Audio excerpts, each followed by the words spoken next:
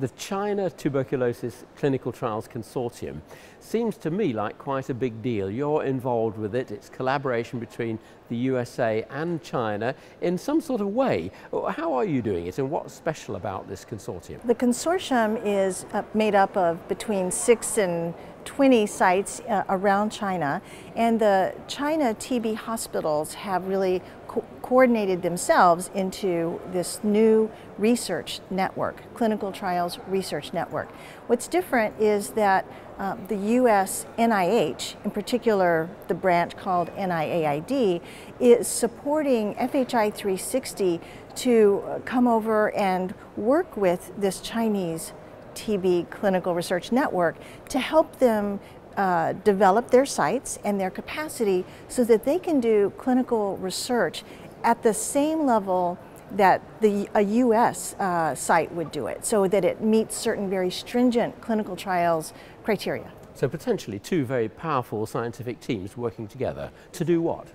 So the idea is to, number one, understand more about tuberculosis, the disease, how it progresses, but most importantly, to start doing studies of new TB drugs or optimizing old TB drugs so that we can get the therapy done quicker instead of taking a really long time, or using drugs that are less toxic than our current drugs. Right. So how far down the path are you, and what is the promise of this new consortium? The consortium is 1 year old, so it's still a toddler, but the sites are now have been assessed. We have helped, FHI 360 has helped assess the sites, figure out where their strengths are, where their weaknesses are. We've now started training. We're doing on-site mentoring. And so the next steps are really to engage in first clinical studies, which we hope will happen starting this next year. Now, I wonder what are the differences between your approach in the USA and the Chinese approach in this group of hospitals dedicated to TB. What are they? Well, in many ways they're similar. Like in both countries, we would have a particular design and protocol that tells us how we would do the study, but some of the differences have to do with the rigor, the stringency that the laboratories may be using to report the cases of TB. So a lot of it has to do with the details that make a clinical trial really eligible for regulatory approval, say with the US CDC or European or other countries. So it's similar, the principles are the same, but kind of a notch up in terms of rigor.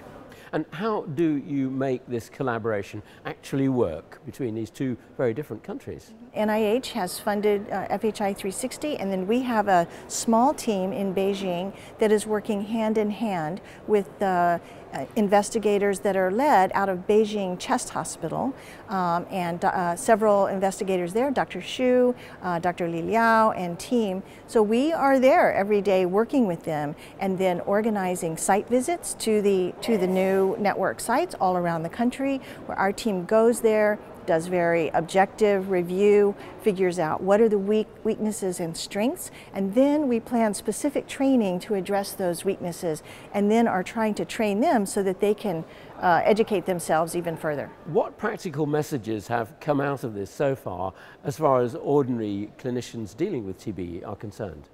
I think that we don't have any results quite yet, but as clinicians in China are starting to become aware of the network, I think they understand that it is, number one, important that the decisions they make about how to treat TB are based in science and good evidence, and the fact that they're, I think, happy to know that they are getting increasingly involved in this international effort to find new TB drugs. And briefly, in a few words, what would you say to TB care teams around the world about what you're doing and how they can do similar things or help? I think the main message is that we need better drugs that can treat drug-susceptible TB in a shorter period of time, and drug-resistant TB also in a shorter period of time with less toxicity. And it's important to support these kind of clinical trial groups so that we can really find the answers and not just guess at what we're trying to do. A very important question in all of this is drug-resistant TB.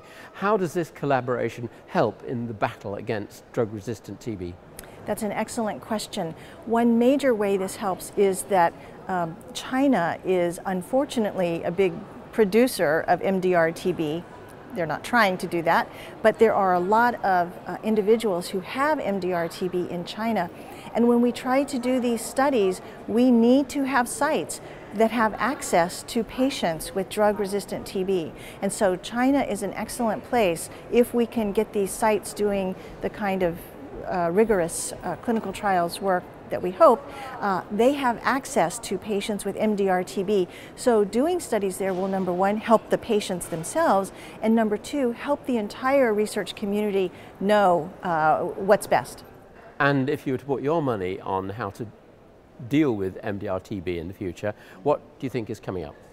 Well, we have 2 new drugs that have been approved or are going to be approved by the US FDA and the EMA, which is the European version.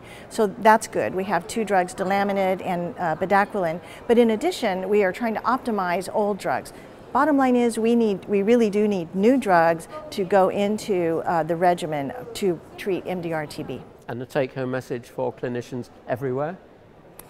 Number one, treat regular drug-susceptible TB the right way, the careful way the first time, so we don't create MDR-TB. But once we have MDR-TB, we have to be very careful about not creating even more resistance and get patients on the right drug combination, give them support, get them finished with their treatment. What about, though, I know you're concerned with research, but what about the balance between community involvement and research teams doing it in a very ivory tower sort of way? Mm-hmm.